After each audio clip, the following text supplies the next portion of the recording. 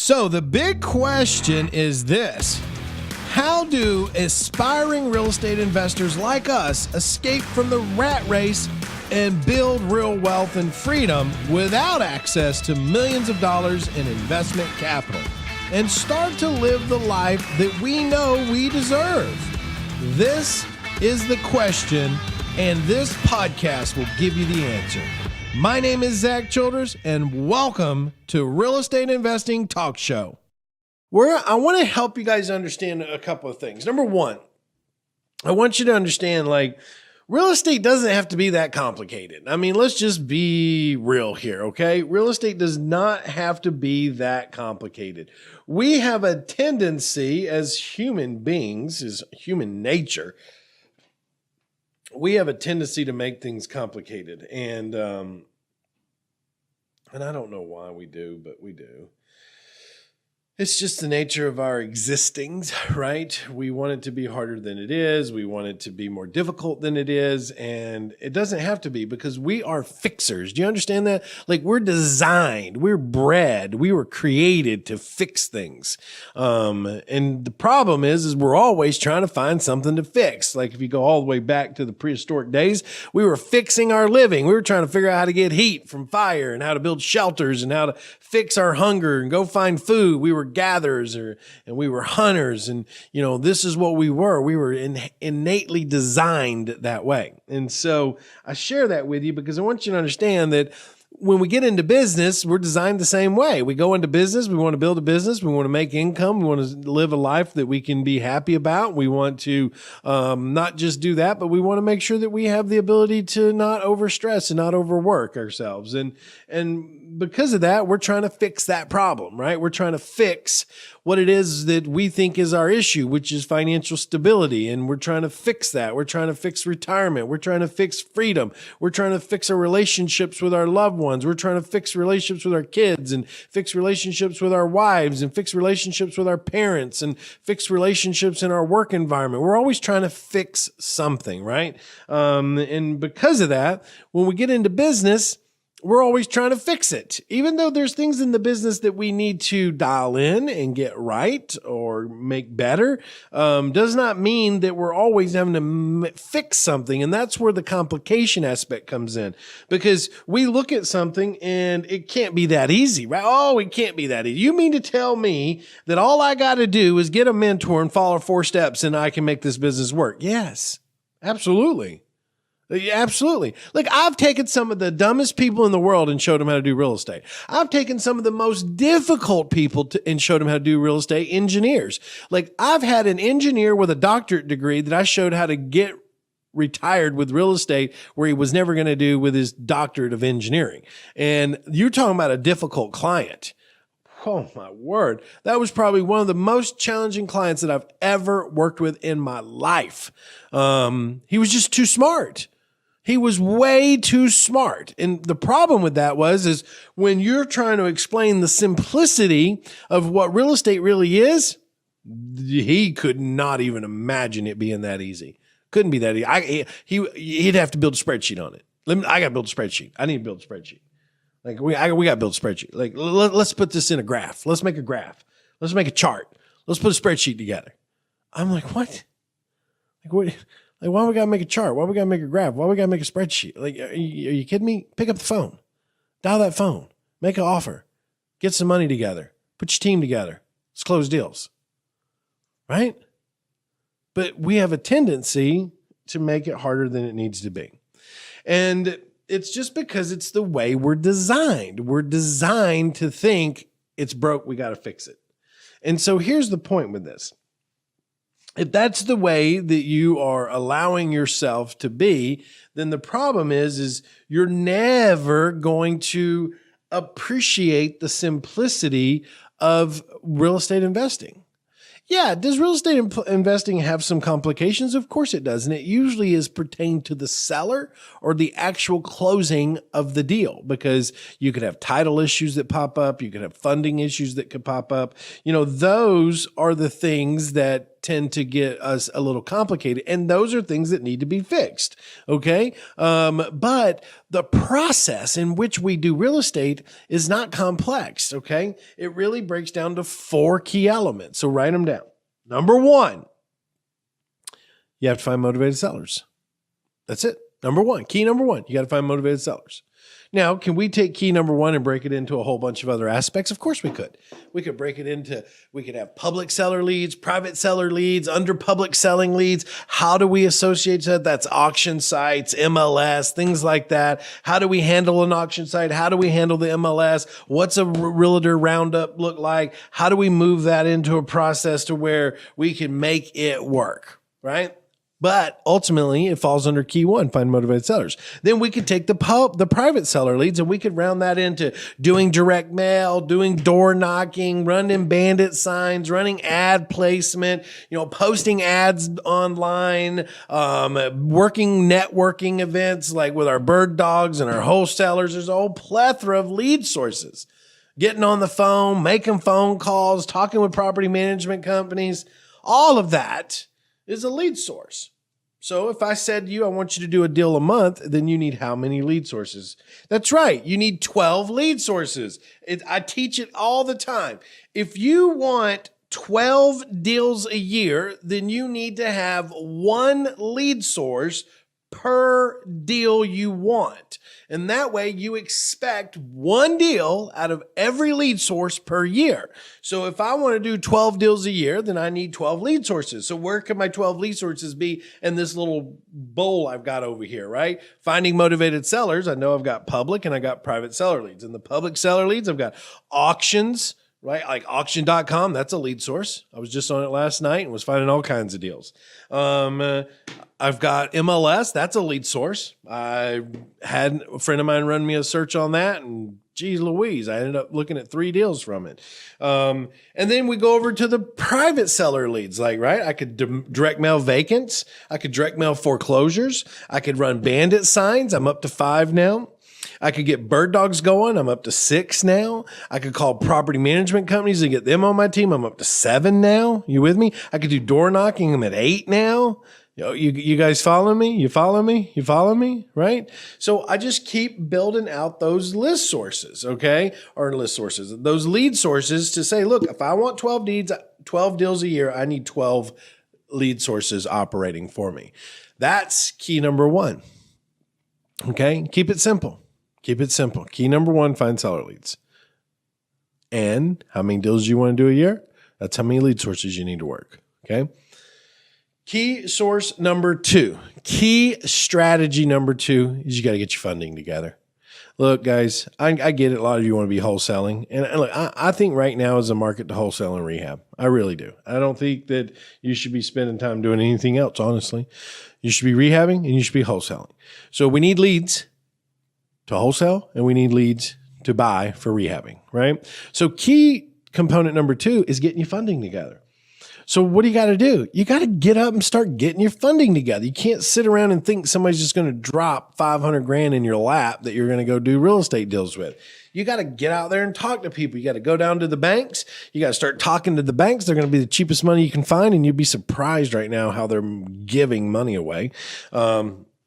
You got to talk to them. You got to get them. You got to say, hey, look, I need money. What do I need to do this with you? Now, some of you might be saying, Zach, but my credit's like a 525. They're not going to loan me money. Okay, well, I get it, but let's go talk to them and see what you got to do to get them to loan you money, right? Number 1.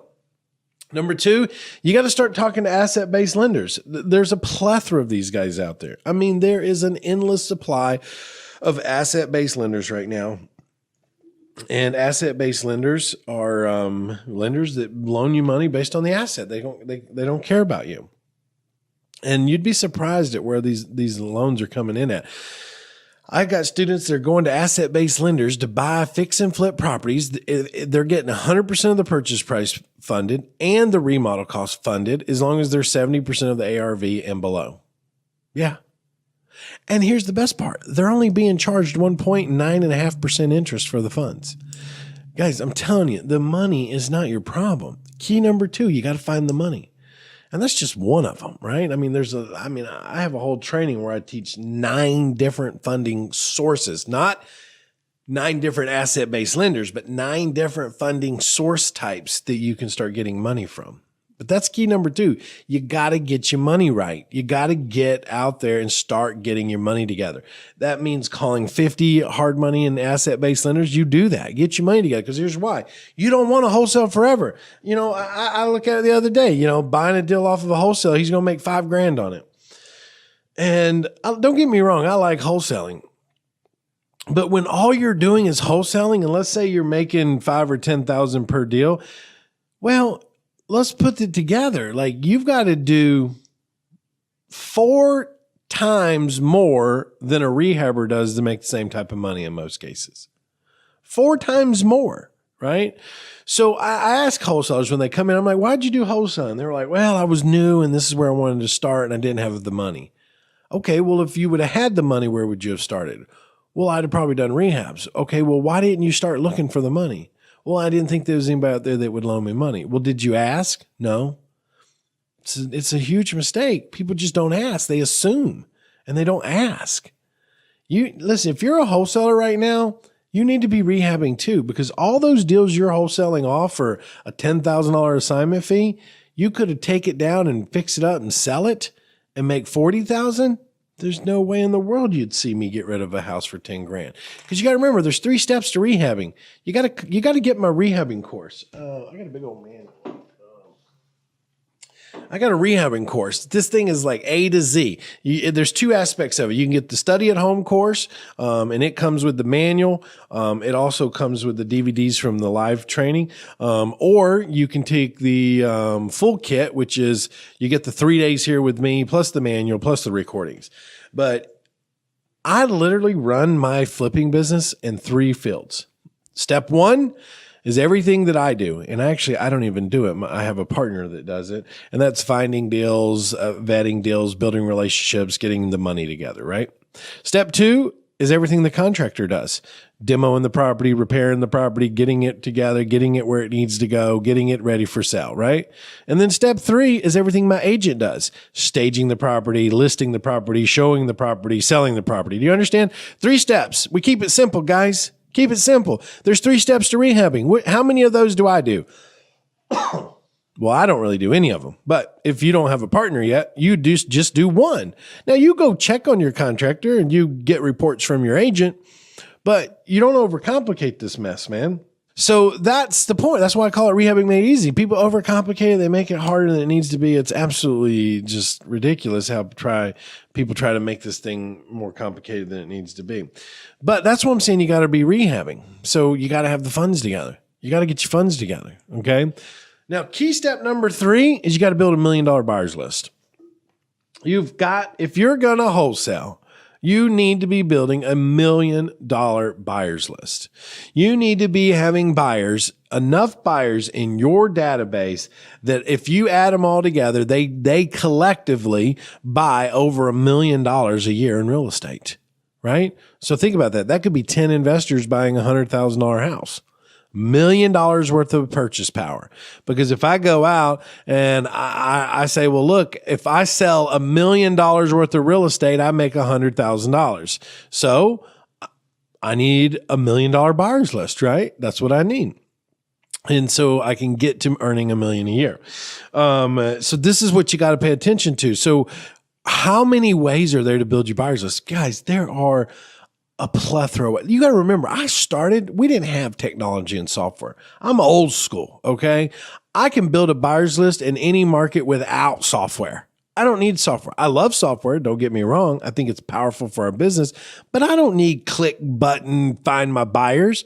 I know every site that these buyers are at. I know how to find them. I know how to get them. I know how to get my properties exposed. I know how to put buyers on a deal using the web. That's what I know. Okay. And that's the beauty of it, is you need to learn this too, right? You need to know how to do a meetup roundup for buyers. You need to know how to do a Facebook group buyers list. You need to know how to go and use all the sites like Quazoo and Hot Pads and Oodle and and CAD and Craigslist in an aspect. I mean, there are a plethora of them. You need to know how to build relationships with management companies that when you have a rental property, you can shoot it over to them and they sell it to their landlords. Like, you need to be building $1 million buyers list, and it's not that hard. I see it all the time. Students go out and find deals and they don't ever sell them. And I ask them, I'm like, well, what'd you do? Well, I put it on Craigslist. Okay. Well, what else did you do? Oh, well, I used the syndicated site. It's supposed to put it on a whole bunch of other websites. Okay. What else did you do? Well, that's all I did. Well, why?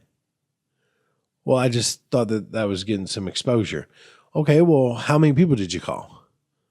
What do you mean call? You understand? Like, it's the lack of information that stops people from being wealthy. It's not that they can't be wealthy. It's the lack of the information.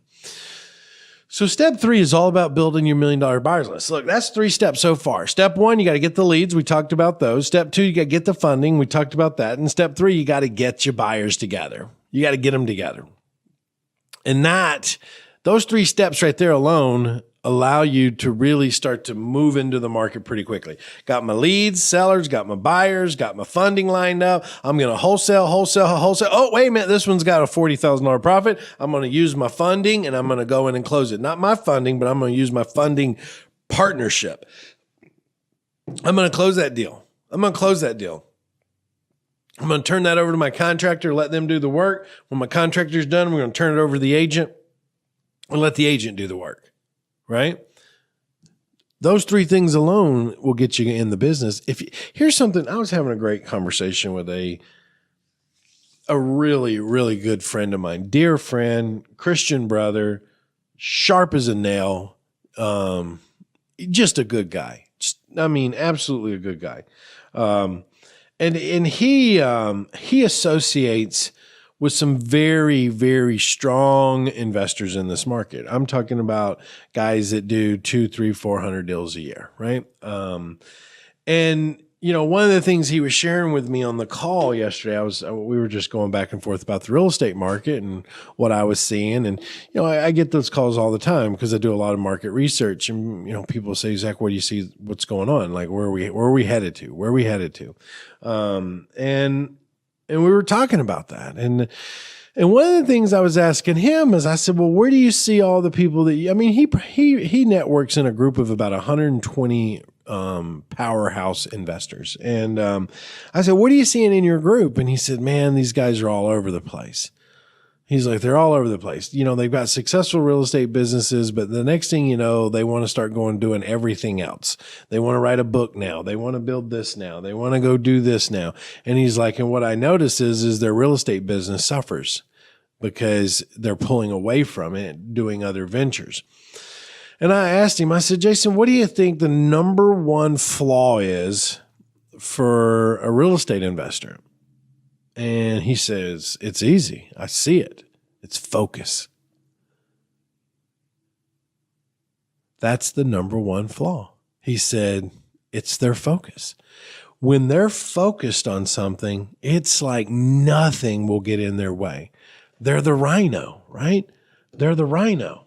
They're the boom, boom, boom, boom, boom, boom, boom. They're going. Nothing's getting in its way. Nothing's going to stop it. Nothing, right? He's like, but keeping that focus is challenging for anyone. But the key to this is when you're extremely focused on the path that you're going down, there's absolutely nothing that's going to stop you from getting there. Here's the thing, guys. Look, I own 9 companies, okay? 9 different companies. And one of them requires the majority of my time. Just one of them. And I love it. I love sharing. I love teaching. I love all the success stories that we create. I love that we're a global education company. I love that I have students in Australia and Canada and Singapore and Malaysia and everywhere in between. I love that aspect of this, okay? But at the same time, you look at all the other things. Focus is what got me to that point. Focus is what got me out of a trailer park. Focus is what got me out of a very messed up life back in the day. Focus on where I wanted to go and what I wanted. That's the focus, right? Focus is the only thing that separates you from those who win in business and those who fail in business. Focus is the only thing that will separate you from being a successful real estate investor and not. focus. And focus is hard because why? We're naturally lazy. We would rather have a life. And let me explain. This is America. We would rather have a life that we work 9 to 5 with no responsibilities once we get off at 5, with no risk, no stress, no accountability, no I got to worry about other people, and come home and lay on the couch and watch TV. There's no stress to that, right? But there's no growth. There's no abundance. There's no taking exotic trips. There's no paying off your house in 2 years. There's no living the debt-free lifestyle from that model. Because the focus in that moment is being comfortable. I want to be comfortable. I don't want to be stressed. And this is why entrepreneurs have such a hard journey, because we embrace the stress. We embrace the challenge. We embrace the focus that's on the other side. We say, look, I want the reward and I'm willing to do what others aren't to get to that. That's what I'm willing to do. I'm willing to sacrifice the whole come home, lay on the couch and be stress-free so that I can live a better life much faster. Meaning most people retire at the age of 55, 60, somewhere around there. Some got to go get jobs at Home Depot just to get a insurance plan, right? No, you understand? That's because they live that comfortable life. And let me say this to you too. This was something a mentor shared to me a long, long time ago, and it hit me like a brick of nails. I mean, it smacked me upside the head. He said, Zack, when you're comfortable, be scared.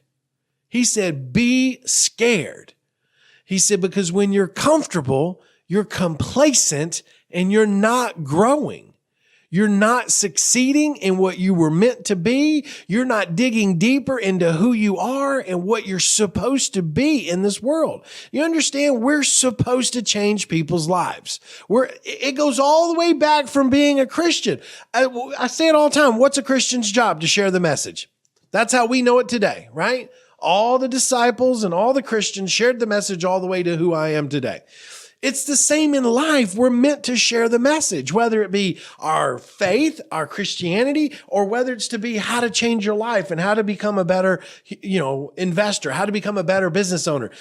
It's about sharing, caring, and putting it out there. Man, I'm getting hot here today, ain't I? I'm sorry, guys. I don't know. It was on my mind. It's been on my mind for a couple of days, right? It's like I'm constantly thinking about there's more to business than the money. You understand? And look, I've made a lot of money. I'm not going to act like I haven't. And I've done a lot of good in my community. I mean, I volunteer all the time. I've done a lot of things. But at the same time, it's not the money, right? It's not the money. It's the ability to say, I don't have to do anything if I don't want to. That's what it boils down to. It's the ability to say, look, if I want to get up tomorrow and say I'm done with everything, I'm done with everything. That's control, right? I don't want to feel like that I have to work for somebody for another 20 years in hopes that I'm going to get a retirement plan out of them. Build your own. Build your own, my friends.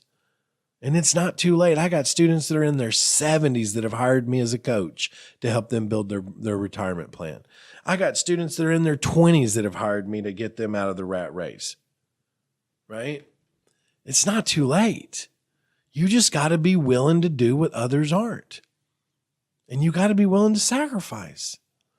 Look, my friends laugh at me all the time. A lot of my friends say I work too much. And I say, it's not work when you love it and you got a goal. It's not work. I'm focused.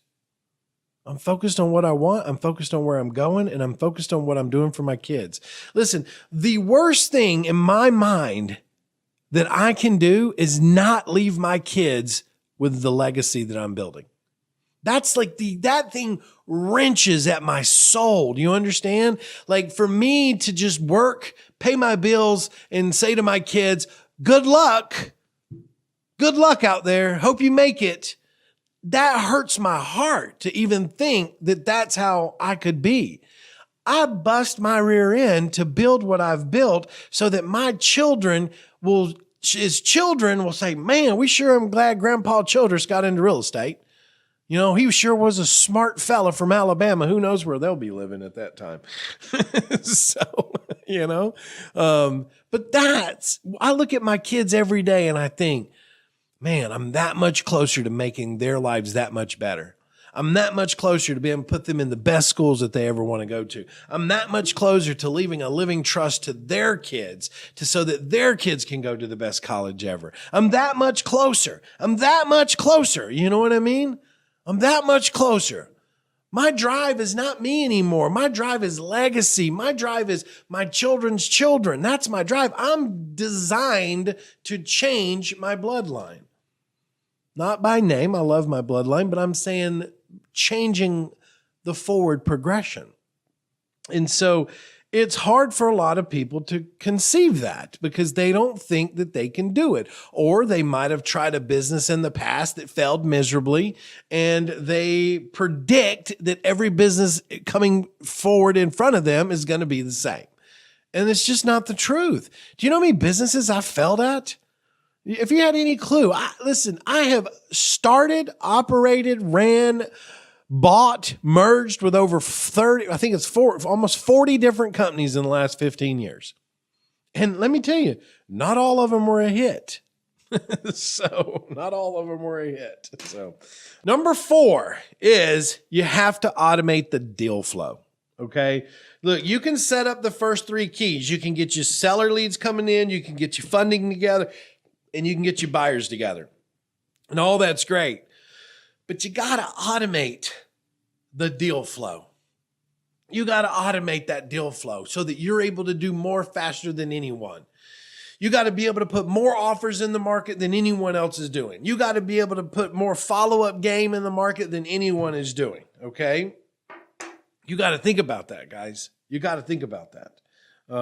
You really have to think about that, okay? You've been listening to the Real Estate Investing Talk Show. I'm Zack Childress, and I'm on a mission to create 10,000 real estate bosses over the next year. Will you be one of them? Head over to my website, reisuccessacademy.com/web class, and register for my free web class where you'll discover how to escape from the 9-to-5 grind and become your own boss in real estate. See you there.